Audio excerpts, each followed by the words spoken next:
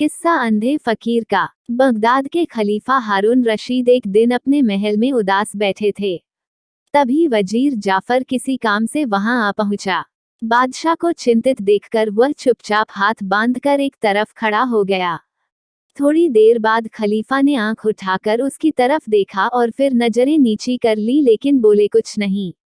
ये हाल देखकर वजीर से न रहा गया। सिर झुकाकर वह अदब से बोला, हुजूर, आज एक ऐसी उदासी आप पर छाई है, कहे का सोच है जो इतने फिक्रमंद हैं। खलीफा बोले, कोई खास बात नहीं है, कभी कभी मेरी हालत ऐसी हो जाती है। अब तुम कोई तरकीब सुझाओ कि तबीयत हमारी कुछ बदले और दिल से ये बोझ उठे। इस पर वजीर ने कहा कि हुजूर का हमेशा से ये दस्तूर रहा है कि अक्सर भेस बदलकर प्रजा का हाल जानने को शहर में गश्त लगाया करते हैं। आज का दिन तो खास तौर से हुजूर ने इसी काम के लिए तय कर रखा है, इसलिए बेहतर हो अगर कुछ वक्त इसी काम में लगाया जाए।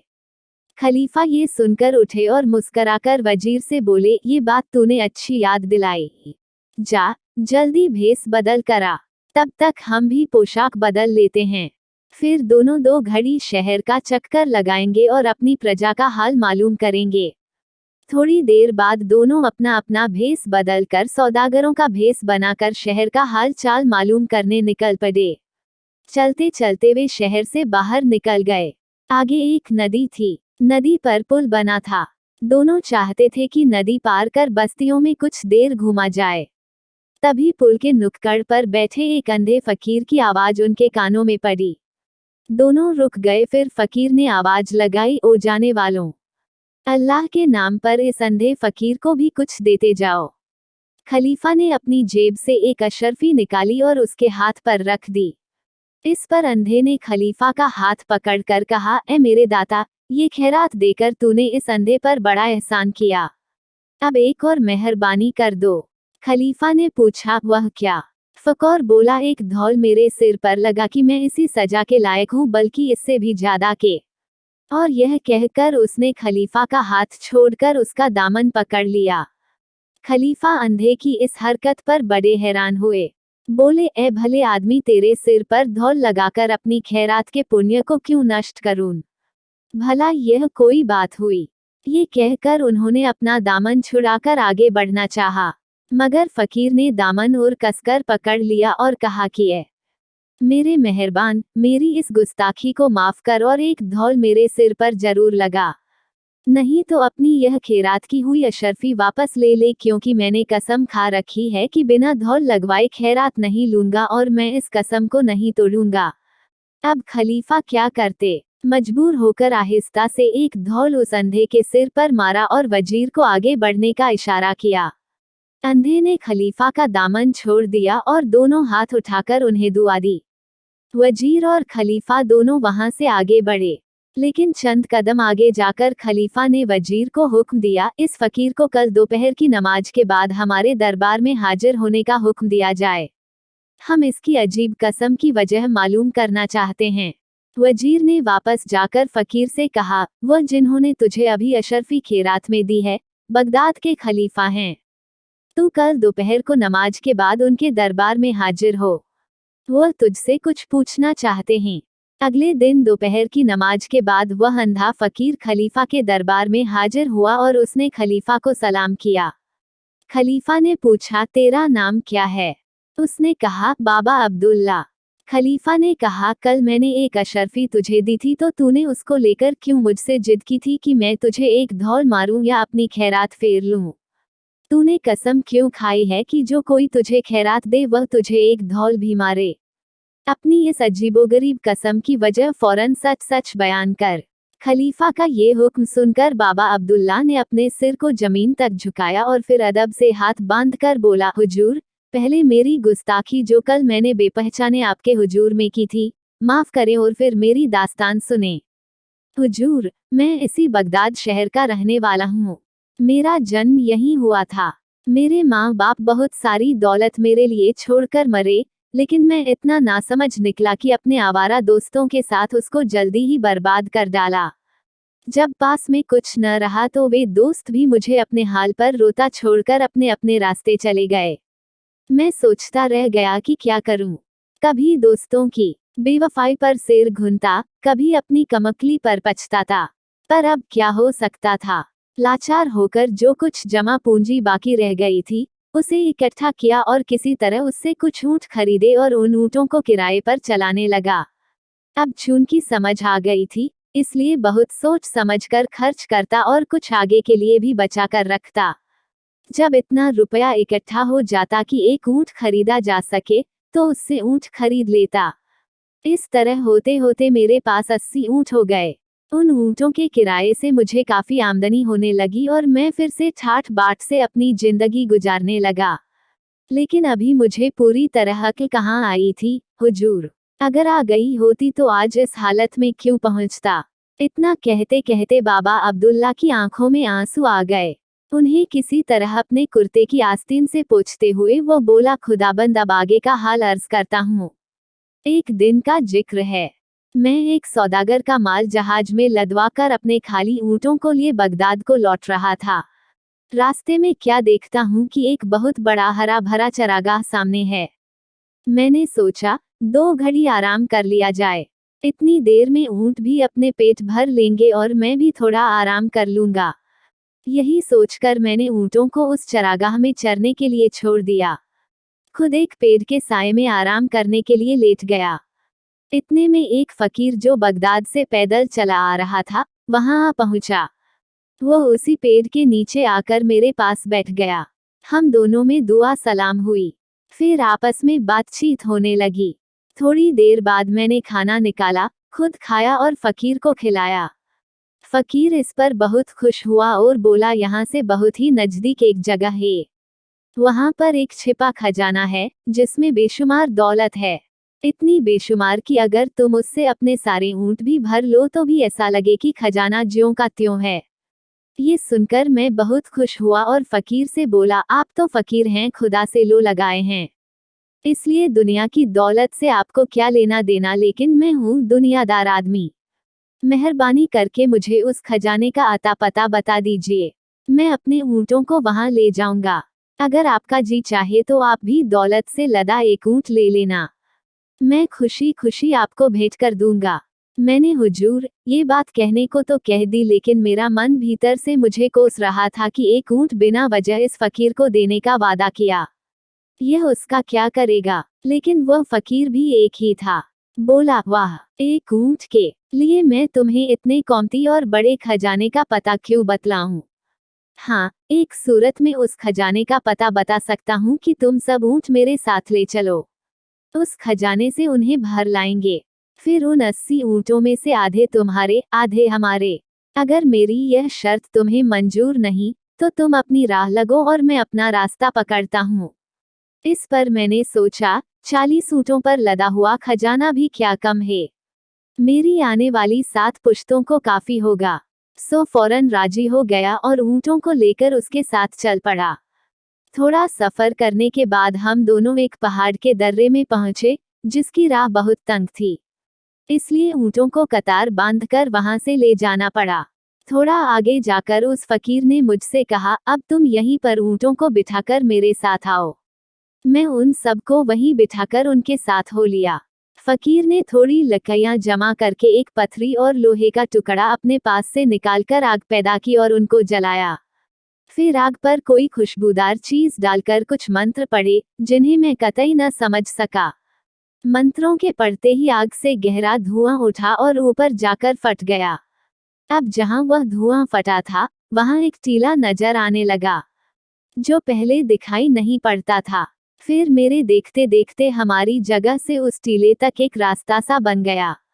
गौर से देखा तो पाया कि वह रास्ता टीले के ऊपर एक बड़े मकान के दरवाजे तक जाता था। दरवाजा उस वक्त खुला हुआ था। हम दोनों ऊँटों समेत उस मकान में पहुंचे। भीतर जाकर देखा कि बेशुमार दौलत, अशरफियां, हीरे जवाहरात और सोने चांदी के रूप में वहां बड़े बड़े ढेरों में सजाकर रखी हुई हैं। बस फिर क्या था, हम दोनों ने उस धन को ऊँटों पर लादना शुरू किया और बहुत देर की मेहनत के बाद हम सब ऊँटों को हीरों और अशरफियों से भरकर बाहर लाए। खजाने का दरवाजा बंद किया और चलने का इरादा करने लगे।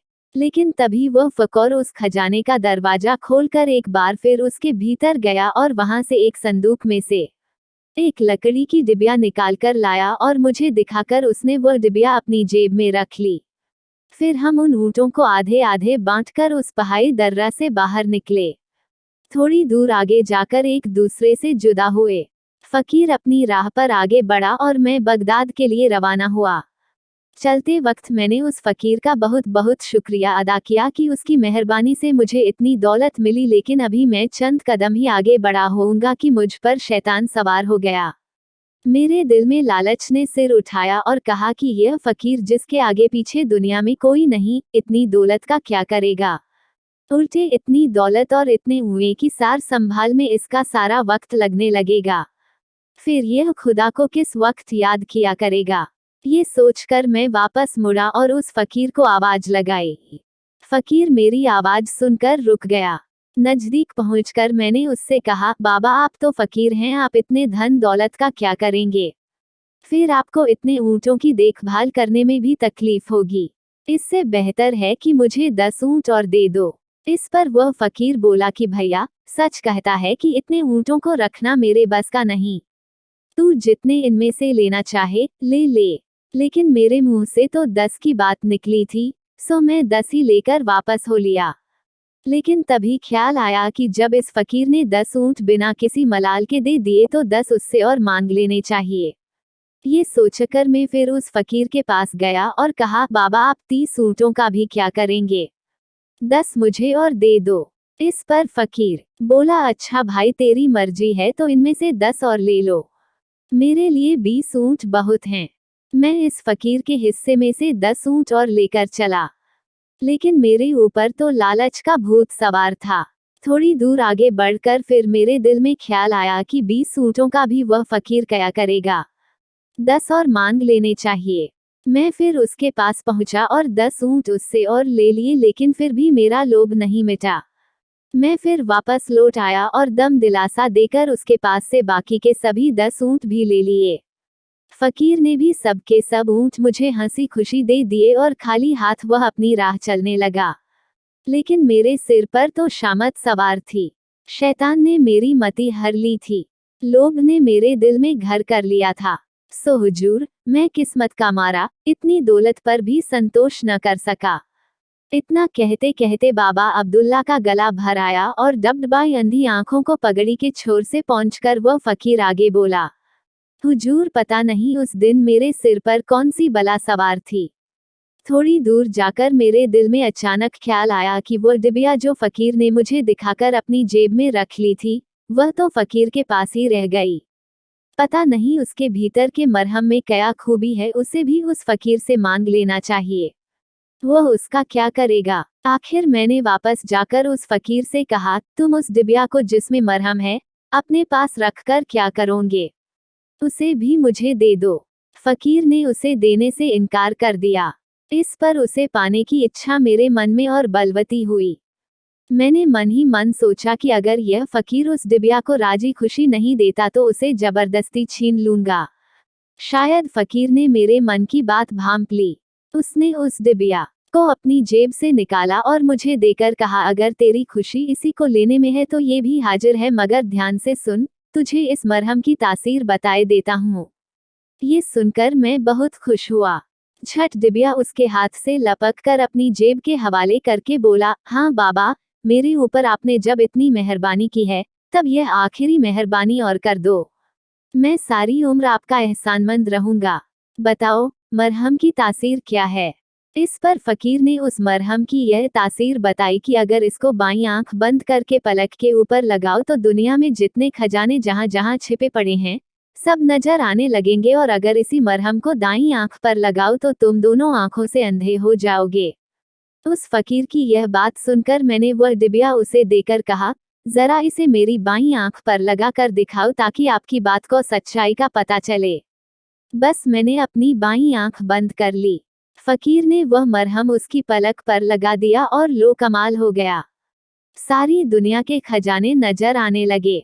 तब मैंने इस लाभ में कि दाईं आंख पर मरहम लगाने से ज्यादा नजर आएंगे, अपनी दाईं आंख बंद करके फकीर से कहा कि अब जरा इस आंख पर भी लगा दो।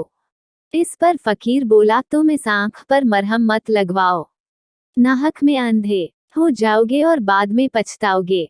मगर मेरे सिर पर तो लोभ का भूत सवार था, मैं न माना। वो फकीर ज्यों ज्यों मुझे समझाता, मेरी हठ उतनी ही और बढ़ती जाती। मैंने कहा, बाबा क्यों बहकाते हो, ये कैसे हो सकता है कि एक ही मरहम की दो तासीर हों। फकीर ने मुझे बहुत समझाया, लेकिन मेरे तो सिर पर शामत सवार थी, मैं किसी तरह भी न माना। बस मेरी हठ पर उसने वह मरहम मेरी दाईं आंख पर लगा दिया, और जब मैंने आंख खोलकर देखा तब अपने को दोनों आंखों से अंधा पाया। मैंने अपना सिर अपने हाथों से पीट लिया। रो रोकर उस फकीर से कहने लगा, जो तुम कहते थे आखिर वही हुआ। हाय हाया बाबा, तुमने ये क्या कर डाला। काश तुम मुझे वह खजाना न दिखाते तो मेरे सिर पर लालच का ये भूत न चढ़ता। हाय अब मैं क्या करूं। बाबा तुम ये दौलत अपने साथ ले जाओ और मेरी आंखें दे दो। आंखों की रोशनी से बढ़कर दुनिया में कोई दौलत नहीं होती। इस पर फकीर बोला, भाई इसमें मेरा क्या कसूर है। मैंने तो तुम्हारे साथ ऐसी नेकी की थी कि कभी किसी ने किसी के साथ न की होगी। मगर तुमने मेरी नसीहत नहीं सुनी और इतनी दौलत पाने पर भी सब्र नहीं किया। मैंने जो कुछ किया और कहा उसे फरेब समझा। अब तुम्हें इसकी सजा भुगतनी ही होगी, इससे बचने का कोई उपाय नहीं। मैंने रो रोकर उस फकीर के पांव पकड़े, हाथ जोड़े, बहुत बहुत खुशामद की, लेकिन फिर उसने मेरी किसी बात का जवाब नहीं दिया। वह मुझे उसी हालत में रोता बिखरता छोड़कर धन दौलत से लदे हुए 80 ऊंट अपने साथ लेकर पता नहीं किस तरफ रवाना हो गया। मैंने चिल्ला चिल्लाकर उससे यहाँ तक कहा कि कम से कम मुझे अपने साथ शहर तक तो ले चलो, लेकिन उसने मेरी एक नहीं सुनी। बस मैं रोता भटकता उस जंगल में जहां तहां फिरने लगा। ये तो मेरे अच्छे भाग्य थे कि एक काफिला उन्हीं जंगलों से गुजर रहा था। मैं उसी के साथ बगदाद आ गया। यहाँ मुझ अंधे को कौन पहचानता, कौन मेरी बात का यकीन करता। और तब मैंने भूख और गरीबी से तंग आकर यह कसम खाई कि आइंदा भीख मांगकर अपना पेट भरूंगा। जो कोई मेरे हाल पर तरस खाकर भीख देना चाहेगा, उसे मेरे सिर पर एक धौल भी मारना होगा, नहीं तो वह भीख मैं नहीं लूंगा। और तब से हुजूर, बस इसी तरह 20 सालों से मैं भीख मांगकर किसी तरह अपना पेट भरता हूँ। यही वजह थी खुदाबंद की कल मैंने आपकी शान में भी गुस्ताखी की। उम्मीद है जहांपनाह मेरी ये दास्तान सुनकर मुझे माफ कर देंगे। इतना किस्सा कहकर बाबा खामोश हो गया और खलीफा हारून रशीद बोले, बाबा तुम्हारे लालच की सजा तुम्हें मिल रही है। शायद खुदा की यही मर्जी है, लेकिन हमें तुम्हारी दास्तान सुनकर बड़ा दुख पहुंचा है। हमें तुम्हारे साथ बहुत हमदर्दी है। हम तुम्हें आंखें तो नहीं दे सकते, लेकिन इतना जरूर कर सकते हैं कि तुम्हें आइंदा भीख न मांगनी पड़े। इतना कहकर खलीफा ने अपने वजीर को हुक्म दिया कि बाबा अब्दुल्ला की गुजर बसर का माकूल इंतजाम आइंदा शाही खजाने से किया जाए। ये कहानी सुनाकर खोजा ने बादशाह से पूछा, आलिजाह कैसी लगी यह कहानी। बहुत अच्छी, बेहद दिलचस्प। बादशाह बोला, ऐसी ही दिलचस्प कोई और कहानी सुनाओ न खोजा। ठीक है, खोजा बोला, मैं आपको वह कहानी सुनाता हूँ जो मैंने एक फकीर के मुख से सुनी थी। यदि ये कहानी आपको पसंद आई हो तो अपने दोस्तों और अन्य लोगों के साथ शेयर जरूर करिएगा।